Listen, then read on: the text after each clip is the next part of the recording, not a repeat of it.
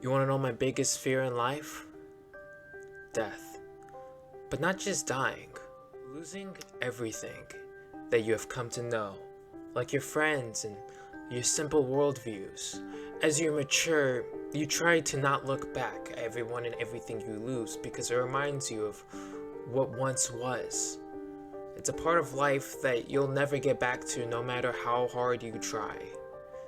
This channel is one of those cursed things that will forever hold that notion in place, for me at least, as I continue to make major changes with the kind of content I create within its own short span or life or whatever.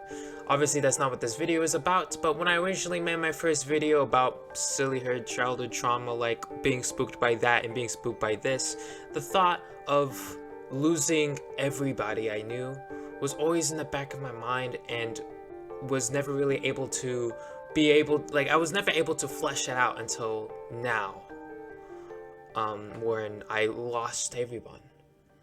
But I brought him back just for this episode, so let's go ahead and get into the spooky, scary skeletons. By the way, I'm the famous dude from the Squidward game. I don't know. Arguably like one of the most popular short series on YouTube. It replicates an older kid show with hidden messages about capitalism and other stuff. It's one of those things that tricks you into thinking it's a lot more friendly, with the beginning being completely and utterly normal educational bullshit, and then it slowly turns into this more dark and fucked up drug trip.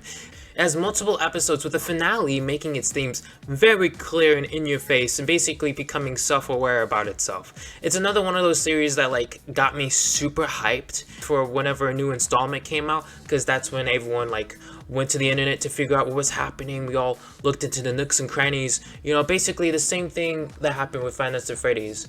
And like Five Nights at Freddy's, it got milked the fuck out of in the similar style, but this miniseries got so big that creators were involved on an episode on Amazing World of Gumball. It really comes to show you that like any unique artist out there can blow up if they put enough care into the craft.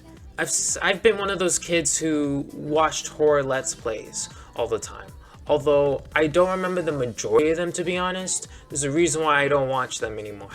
Let's just say. Obviously, there were the Slenders. There were the Amnesias, which one I already talked about, and the other was a trend that I missed, unfortunately, because I was like, what, 10 or some shit? I don't know anymore. I do, however, remember one game in particular that really opened my eyes to the horror game genre itself and what it is capable of. Outlast was so spooky, scary. I'll stop. I'm so sorry. I'm a bit hype. You know what I mean? It was so dark and claustrophobic, with the tone always being, am I gonna die right now? Just like in real life. The game does not ease you in whatsoever, with one of the more flashy jump scares being in the first 5 minutes of the game. Then the game introduces you to one of the antagonists and lets you know that there is absolutely nothing you can do about him. This wasn't a new concept to me with games like Amnesia and Slender, but the difference was I actually played this one, so I really got to know what it felt like for the first time. This game popped that cherry is what I guess you can say, but why would I say that? Anyways, the next time you see the big, hot, sexy man, the game literally notifies you as you hear these trumpets and a raspy voice talking about piggies or some shit. Are you trying to get me harder? All you can do is hide in a locker. And as a kid, that shit was next level of, that was next levels of intense. I mean, as an adult, it's very easy when you figure out how everyone works. It's surprisingly easy, honestly. I beat that game in like an hour and a half. Unlike the sequel that messed me up as an adult, but like that's for another video. Overall, even though Outlast ended up being like a bit disappointing as an adult, it's a terrifying eye-opener for a young lad like me, and something that I could always look back upon to see the evolution of horror games or some shit. I don't know, it's not it's whatever. One of my first memories of being scared from a video game is from Metroid Fusion and having the SAX chase you around. What made the SAX creepy was that it was just another form of Samus that was way better than you were. And I just like the whole comparison of how Samus is this bounty hunter who hunts Metroids, and now that she is part Metroid and Parasite herself, she is now being the hunted. And the one hunting her is herself. And while the SAX doesn't kill you in one hit, like the Emmys do in Metroid Dread, the SAX still kills you pretty easily, and I think that's what kind of terrified me, was that I had no means of actually killing this enemy yet. But I think the main thing that terrified me the most as a child from the Metroid series was definitely the game over screens from the Metroid Prime games. Specifically Metroid Prime 2 and 3, and how just horrific they were. What you have to keep in mind about these games is that they hardly have any voice acting, so hearing Samus scream when she dies was already terrifying enough, but on the Metroid Prime 3 game over screen, you see her helmet filled with blood. And then the Metroid Prime 2 game over screen actually showed her going through like cardiac arrest or something, and it's like, wow, I think this might be the most serious Nintendo has ever been. Usually when you lose all your lives in a game, it just tells you, game over, you lost. Well, instead, Metroid Prime decides to just show you no, actually, she is dead.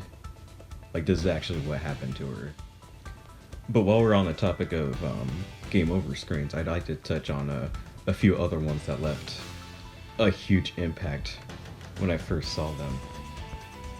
So in the original final fight, when you lose all your lives, you see your main character strapped to a chair and dynamite in front of them about to blow up. And basically, if you push continue, then they get saved by some random person. And if not, then they just blow up. But the one I specifically remember is from Final Fight 2, where your character is chained to a wall as the room they're in is filling with water as they're about to drown. And I specifically remember the character Maki drowning. Well, when she's about to drown, she's trying to call for help or something, and it's just depressing to watch, honestly. Another game over screen I remember is from the Punisher arcade game, where when you lose all your lives in that one, you actually see like someone trying to perform CPR on the Punisher, and if you don't press continue, he actually flatlines, and it's like, man, that's also just depressing. But I think the most infamous one that I have remembered is from the Ninja Gaiden arcade game, where it's kind of in the style of a beat 'em up, but he's also in America.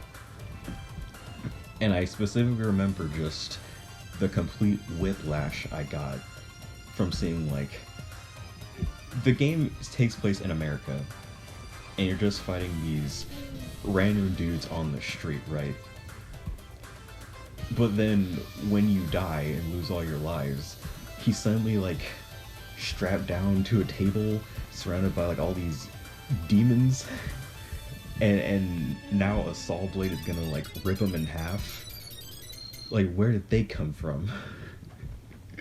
So yeah, that's easily the most like brutal game over screen I remember from any game. Yeah, so my childhood trauma is religion.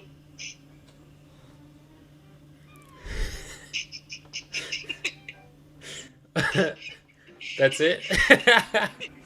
Nightmare Before Christmas. When I was little, like, I grew up in a... Well, I didn't grow up, but, like, I went to a Christian school, right? And because of that, they wouldn't let us watch, like, anything horror-related, like, because, you know, religion shit. Anyway, so... So when I did finally first watch Nightmare Before Christmas, I was like, this sounds interesting. Everybody's talking about it. Let me watch it. So I watched it, and I was just like, why is there a huge-ass fucking skeleton on screen? And that didn't bother me. Like, just, it looked cool. And then I got to the part with, like, Oogie Boogie, like, Santa and all that. And, like, his fucking design just scared the fuck out of me, dude. I'm just like, okay, it's a sack who can gamble, right? But then he, like, comes undone, and then a bunch of bugs are, like, inside that sack, and he just dissipates in a cloud of bug fuck, you know? And, like, that just scarred me so fucking much. I hate bugs. And that's probably why, honestly. It's kind of hard to talk about a particular thing in my, like, actual childhood that terrifies me, since everything I talk about is, like, in my tween years or my teenager years. But one thing that, like, I always think about whenever I talk about childhood trauma is my love, basically where my love from horror basically came from. And I never really had a way of expressing that until this certain movie came out. You know, Paranormal Activity. Yeah, you could stop booing now. I get it. Paranormal Activity, normie ass shit. Dude, I was like 5 or some shit. I don't know. Anyways, it was always something I was always afraid of watching, just because of how slow it was. You know, it's just the build up. Like, something can happen, like anything can happen. Nothing happens, but the fact that something could happen really scared me as a child. Honestly, the whole franchise was filmed from the perspective of the characters holding the camera, which in turn made me want to do it. And I didn't have the money to buy said camera, but I found out that my mother had one, so I asked her to borrow it. Because, you know, I always loved filming things when I was younger, with me filming with my 3DS, videos that I will never show you. Because I killed my 3DS to make sure that I would never do such a thing. Anyways, this video camera was the big deal. I've practiced by playing Mario Kart as like a let's play back in like 2000 something, which is like revolutionary, knowing that let's plays didn't even exist at that point. Maybe they probably did. They just weren't that big. I could have been the Black PewDiePie, dude. That's crazy. So I was planning on filming for ghosts, which I guess I never realized would be a very stupid thing to do, since, you know, ghosts don't just show up when you grab a camera, or like at all. Who knew? I apparently didn't. Although I did have this smart idea of filming during the night while I slept to see if I would see any paranormal activity. I didn't have a way of watching it back, but I bet the ghosts were having the time of their lives before the camera died. So yeah. Oh wait, you know, they can't have the time of their lives because they're dead. Anyways, my mom literally took back the video camera after realizing what I was using it for, telling me that, like, whenever you look for something, they'll find you. Or something spooky. I don't really remember. I don't really care. Does this really count as a spooky story? Who cares? I'm running out of ideas. Like, dude, this is the 3rd installment. So this was a show that really opened my eyes to horror in the same fashion of Paranormal Activity in the way that it was filmed. It was also something I legitimately thought was real, because they would totally air people getting killed by monsters on national television.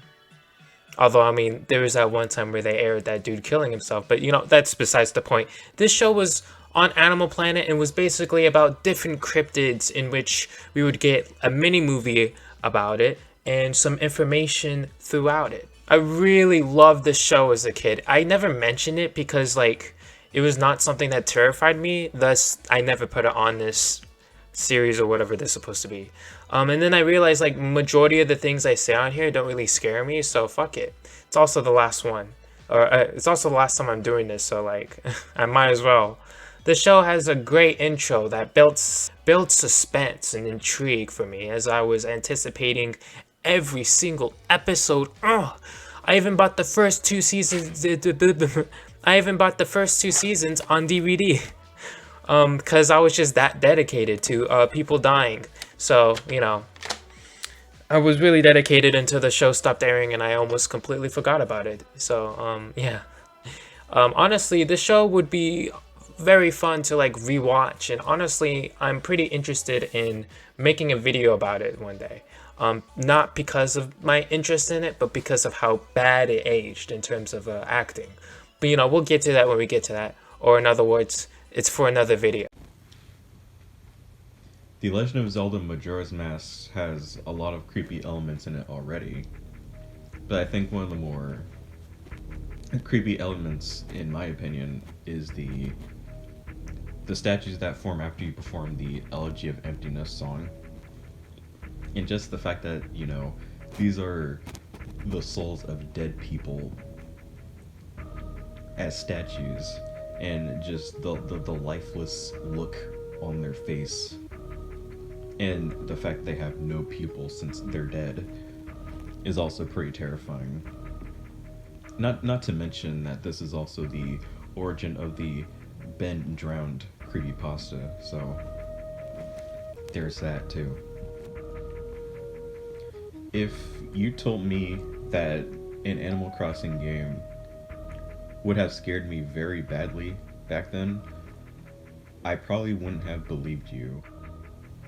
So back when I played Animal Crossing New Leaf, I, like anyone else, played it every single day. And, you know, I did my chores and everything, and I, you know, talked to everyone at least once per day. But I was trying to catch every bug for the museum. And so it came time for me to catch the scorpion. What I didn't know is that you're not supposed to have your bug net out when you run into one, because I did that. And then I just saw it standing there looking at me, and it was like twitching or something. And then all of a sudden it just chased me, just ran towards me at full speed, and it chased me all the way back to my house. And it scared me so bad that I refused to play the game after 8 p.m. So obviously, almost every Mortal Kombat game has the crypt. And obviously the crypt was one of the things that I remember traumatizing me the most from Mortal Kombat games. Not the fatalities, not the violence and gore. No, it was just some random noises in a graveyard in an extra mode that doesn't really matter that much. I mostly remember the crypt in Mortal Kombat Deception, where it's just a normal graveyard, and, you know, you spend different colored coins to unlock, like, concept art and different costumes and such.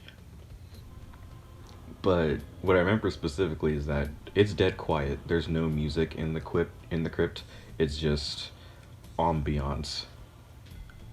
And then just randomly you'll see, like, you'll just hear footsteps, and you'll see like a random character run in the background. And I'm not gonna lie, it did get me a couple times. But the crypt that definitely scared me the most was the one from Mortal Kombat 9. And basically, it's the same premise. You just go around collecting concept art and stuff and spending coins to get that art and different costumes. But what they changed in this one was that you would get a random jump scare depending on how long you spent in there. And I remember one time there was like some picture of like a demon or something that popped up when it jump scared me. And that actually also made me not want to play the game anymore. Well, the crypt specifically. But yeah. You ever heard of the movie Secret Life of Nimph? Yas. Love that movie. From what I can remember, it's like the second one, not like the first one where the mom was just like, my kid's sick, let me go help them find medicine. No, it's the second one with the sick fucking kid, right? Timmy, or some shit. What was his name? Timothy. He's a rat. Anyway. So, like, he tries to go on a quest to, like, be his father and shit like that, or some, I don't fucking know. So he meets the girl, a girl rat, and they go to, like, this prison area. Like I said, it's been a hot minute since I've seen it, but, like, so they go to the prison area, they find this rat, another rat, right? And there's this one scene where they put him into an electric chair, or maybe he was in an electric chair, and it just, like, I don't know, it made him fucking crazy. And, like, that rat fucking, I don't know what it was with him, but like, I don't know. Something about that part just scared me. Like, I literally cannot put my name on it. Yes, my finger on it. But I think that electric chair part was just like really scary to me because of course, it was around the time where I fucking saw, what was it? The Green Mile, you know? And I cried at that part where that guy got electrocuted, and I just felt iffy around electric chairs since then, which is weird and dumb. But what are you gonna do? You know? I used to have really bad nightmares, like the weirdest nightmares, and for about a month straight, when I was living overseas, I had the same nightmare for. It seems like it might have been just a couple weeks, but it felt like for like a whole month straight, it was the same exact nightmare. So I don't remember if you guys know, like Caillou's grandma when she would be telling a story, or maybe it wasn't his grandma. It was like that old lady that was telling a story to the two kids. She'd always open the book and then like they read about Caillou. I think I don't remember how it worked. It would always be her reading a book to two kids.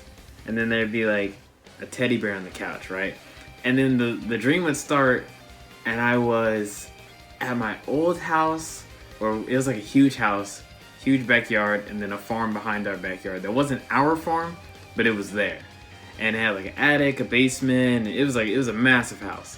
But it was me and my brother and sister, who were like 8 or 9 at the time.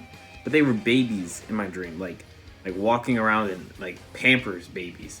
But they were also like,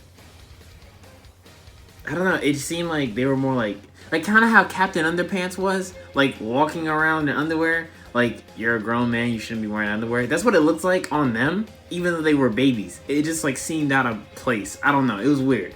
But it was always us three. We'd be in the backyard.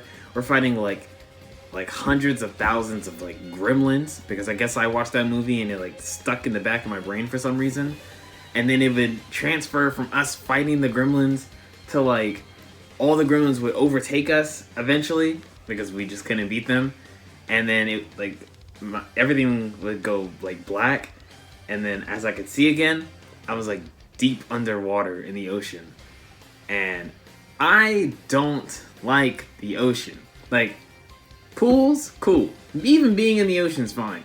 Once I get past the point where my feet are no longer touching the ground, nah, not even that. Because I feel like that's disingenuous. Once I get to the point where it's like chest level, hey, we good. We're not going no further. Like, I'm okay. I can't stand the ocean. The ocean makes me feel like uncomfortable. But yeah, so I'm under the water. And there's not a single fish for miles. There's nothing. And all of a sudden, there's a shark that starts circling me. And eventually, he'll come in and attack me. He'll kill me, and then I'll die. And then I'll wake up. But when I would wake up, I would have sleep paralysis where I'd be stuck, like laying on whatever side I was laying on my back or on my stomach. And I could not breathe. I don't know why. And I knew I could breathe, but it was like, the way that it would happen would convince my brain that I couldn't breathe. It was like the worst by far. And it happened like every night for at least like a 2-3 week span. So I'm sitting there like, bro, if I can just like change one thing, I think I can just change the whole outcome of the dream. So at the very beginning, before the dream even started, when Caillou's grandma, whatever, the old lady, was telling the story to the kids, I grabbed the teddy bear off the couch. So I go through the whole dream. I'm fighting. We get overtaken by the gremlins, me and my siblings again.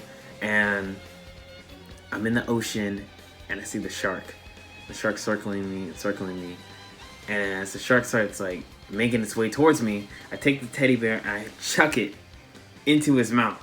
Like, literally like, yo, I'm not dealing with this today, right? And the shark tears up the teddy bear and then just swims off. And I didn't die, so I didn't wake up, so I didn't get sleep paralysis. I just sat there floating in the ocean for what felt like hours. I finally wake up, and then I never had that dream again. And that was like a decade ago? Like 11, 12 years ago? I have never had that dream since. It was the weirdest thing, but like every night I would have that dream. I would have sleep paralysis where I felt like I couldn't breathe, or I'd see something like dancing around my room, or I hear random sounds. No. It, like being forced to just suffer and sit there while feeling like you also can't breathe. No, that was like by far like some of the worst like trauma I experienced as a child. Okay, I know this will sound weird, but like this actually takes place when I was a child, which is funny considering literally majority of the stuff I talk about in the series happened in my tween years, like I literally just said. I can't tell that if it's more embarrassing or not, but you know, it doesn't matter. Manta Ray scared me as a kid, particularly because I had a weird nightmare where he showed up on my TV and said some evil things, which I don't remember because it was like so long ago. I was literally a baby, not even like a child or a toddler. I was like a baby watching SpongeBob, being scared of this hunk. Man, I didn't understand as a young child. But now as an adult, I can look at that and be like, I know I talked about creepypastas already, but like this one was particularly traumatic because I also had a nightmare about him. I might have also talked about him, but you know, who cares? This led to like a genuine fear of that statue. It's not even that terrifying, it's just weird. So my brain decided and be like, you know what? This is your new manifestation for the upcoming years. Get ready, nigga. It's so funny because like I never read the story, although I know it's about someone getting a cartridge that's like haunted. Whoa, there's like hyper realistic graphics. It's literally every gaming creepypasta, which makes this fear even more pathetic. But like, look at the statue. Just look at it. Also, shout out to Spooky's Jumpscare Mansion for perfectly replicating that disturbing feel to the game with the puppet nigga. It legitimately brought me back to those times, which makes it even more terrifying for me. But like corpse bread, right? Mm-hmm. You seen it? Yeah. So I like the Victorian era aesthetic. Hate the era. Love the aesthetic, right? Did you know? Fun fact, completely just. Did you know that Victorians thought that nipple piercings were the peak of fashion? Well, were they wrong? They're not, but considering that time frame, they were wild and dude. Damn. Did they have anything to like? Cause they didn't have any like alcohol to like, you know, clean up the wound that they would get from the piercing, so it would probably get infected. No, they did right? have alcohol, not. Well, yeah, they had alcohol. Oh, okay. Just basic alcohol can kind of clean a wound. But I'm But just. I don't know about rubbing alcohol. Okay, yeah, that's the thing. I'm just like did did those nipple rings get infected? Cause, oh god, that's even more terrifying than the corpse bride. I know, right? Also, the fact that they never found the what's with the fucking Jack the Ripper? Yeah, that dude. But anyway, so Corpse Bride, right? Fucking love the movie now, especially around Halloween time. Perfect movie. But like, everything starts normal. It's just like, okay, yeah, whatever. And then he goes into the forest and says the vows and stuff like that. The hand shoots up and just like, the fucking Emily comes out and she's like, I do. And then man just sprints and then she just straight up yoinks him from the land of the living, right? And then he's like in that area where there's a bunch of undead or just like, oh, is he alive? Type of thing. And just seeing all of them, I don't know, like, I love the designs of all of them now, but like back then, for my little Christian mind, baby brain, you know, that was terrifying. And then as the movie progressed, where at the end, the guy was like taking a drink of that wine and shit that was poisoned. Spoiler alert, by the way. And then he just straight up dies on camera. I was just like, damn. Is this what therapy's gonna feel like? So when I was a kid, Honestly, I know this probably wasn't as long as the other installments, particularly because it's not an SBU video. But honestly, this isn't the last time I'm gonna collaborate with the people involved with the SBU, as I left the SBU open-ended for like a long ass time. But like I'm kind of here now to tell you that that shit's over, and basically here to come clean that this would probably be the end of us. Although, like I just said before, I don't think that'll be the last time we'll collaborate on a video together. I've always been afraid of death in terms of things I love ending. But, sometimes it's just better to let go. And although I never got to really flesh out the SBU to something more distinct and something I could be more proud of, but, I'm happy with how far I've gotten with it. So honestly, thank you for anyone who's watched my channel for the past few years as I take the next step into my Twitch career, because that's actually paying me money.